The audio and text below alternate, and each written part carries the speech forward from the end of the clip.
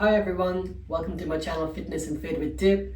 In today's video I'm going to be talking about brown rice versus white rice.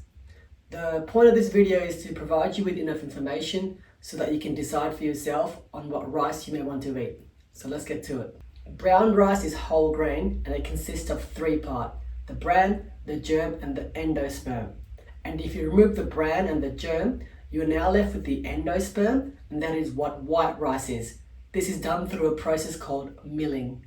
Whilst there are thousands of different varieties of rice, they're mainly categorized into long grain, medium grain, short grain, brown or white rice. Then there are more specialized types of rice like basmati and jasmine, which come in both brown or white. Now, one of the things that I hear people say all the time is that brown rice is a lot healthier than white rice. This might be because the brown rice still contains the bran, which is high in fiber, and the germ, which is high in vitamin B, E, magnesium, iron, and many other minerals. Brown rice is also lower on the GI, the glycemic index. The glycemic index is a tool that is used to analyze carbohydrates in food on a scale of 0 to 100 on how quickly they raise your blood sugar levels after you've eaten. So all this means is that brown rice in general will have a lower spike on your blood sugar level in comparison to white rice. This of course can vary from individual to individual. One of the things that I also hear people say is that brown rice is better for you if you're a diabetic. And this is often the case because brown rice is lower on the GI compared to white rice. So once digested, brown rice releases its energy into our system more slowly, keeping the blood sugar levels in our body more stable, which is crucial when it comes to the management of diabetes. However, this does not mean that you should go and eat lots of brown rice. You should always be aware of how much you're eating. So when it comes to the management of diabetes, portion control is the key. Now, are there any negative effects to brown rice? Well, most people actually aren't aware of this, but brown rice actually contains 80% more arsenic compared to white rice. For those of you wondering what arsenic is, it's a toxic trace element found naturally in our environment. It comes in two forms: organic arsenic, which is found in plants and animals, and inorganic arsenic, which is actually more toxic and is found in soil, rocks, and water. In fact, long-term consumption of inorganic arsenic can actually lead to chronic health problems such as cancer, heart disease, and in children it can actually cause nerve damage or impaired intellectual functions. But do keep in mind the research on this is not 100%. Okay, now let's talk about white rice.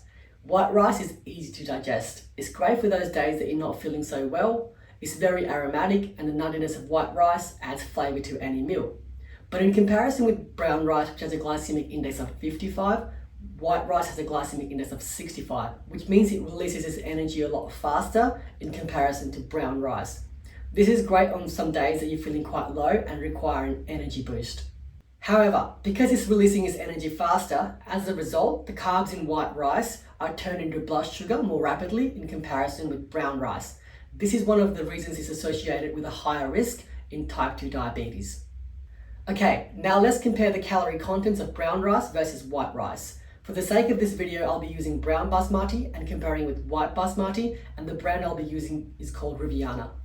As you can see from the nutritional chart that I've got from the packaging, brown rice actually contains more calories compared to white rice.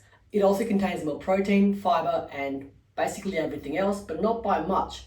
But if you are counting calories, you will need to keep this in mind, because I've heard a lot of people say that brown rice has less calories than white rice, but as you can see from the nutritional charts, that this is just not the case.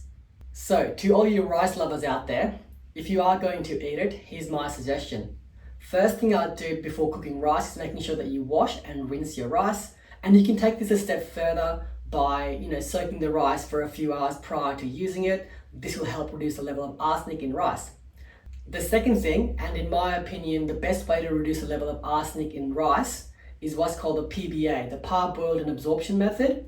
And you do this first by bringing water to boil, then adding your rice to the boiled water, and for 5 minutes letting it cook, then getting rid of the dirty water with the arsenic in it, then adding fresh water and bringing it to boil at a low temperature.